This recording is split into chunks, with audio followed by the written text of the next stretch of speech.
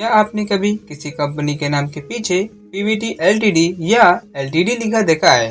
और क्या आपने कभी सोचा है कि आखिर ये क्यों लिखा होता है? आज की इस वीडियो में हम इसी टॉपिक पर बात करने वाले हैं, तो चलिए वीडियो शुरू करते हैं। कंपनियां तीन प्रकार की होती हैं।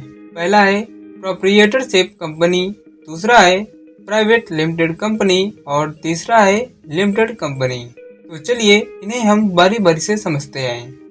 नंबर 1, मान लीजिए आपने एक कंपनी खोली जिसके मालिक केवल आप हैं और कल को अगर वह कंपनी डूब जाती है तो उसका पूरा नुकसान सिर्फ आपको ही होगा। ऐसी कंपनी को प्रोप्रिएटरशिप कंपनी कहते हैं। सीधे शब्दों में कहें तो वह कंपनी जिसका केवल एक ही मालिक होता है उसे प्रोप्रिएटरशिप कंपनी कहते हैं। यदि किसी भी कंपनी, फैक्ट्री या दुकान का केवल एक ही मालिक है तो वह कंपनी प्रोप्रिएटरशिप के अंतर्गत ही आती है। इसमें फायदा भी है और नुकसान भी।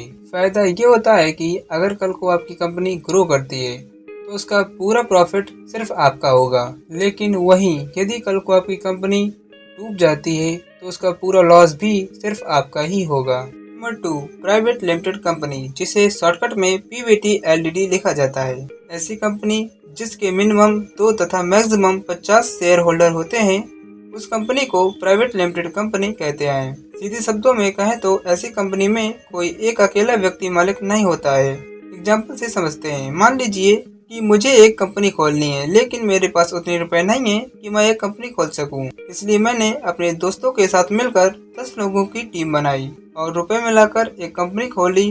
और क्योंकि हम सभी लोगों ने मिलकर इस कंपनी को खोला है, इसलिए इससे मिला प्रॉफिट भी 10 लोगों में बटेगा। ऐसे लोगों को ही शेयर होल्डर कहते हैं। इस प्रकार बनी कंपनी को प्राइवेट लिमिटेड कंपनी कहते हैं।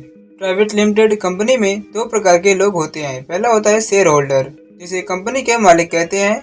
दूसरा होता है कंपनी के संचालक, जैसे कि सीईओ, सीटीओ, सीएफओ। यदि कभी भी कंपनी कोई गलत काम करती है तो हमेशा कंपनी के संचालक ही फंसते हैं, मालिक को कुछ नहीं होता है। इसलिए प्राइवेट लिमिटेड कंपनी प्रोप्रिएटरशिप की तुलना में बेहतर होती है।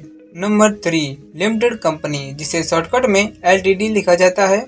ऐसी कंपनी में मिनिमम 7 शेयर होल्डर होते हैं तथा मैक्सिमम कितने भी हो सकते हैं। Limited company national stock exchange तथा बॉम्बे स्टॉक एक्सचेंज में दर्ज होती है और इसके शेयर कोई भी व्यक्ति आसानी से खरीद सकता है। इसलिए इसे पब्लिक लिमिटेड कंपनी भी कहते हैं। स्टॉक एक्सचेंज में हमेशा लिमिटेड कंपनी ही दर्ज होती है, लेकिन प्राइवेट लिमिटेड कंपनी दर्ज नहीं होती है। आई होप कि आपको मेरी ये वीडियो अच्छी लगी होगी एंड प्लीज मेरी वीडियो को लाइक करें एंड शेयर करना न भूलें।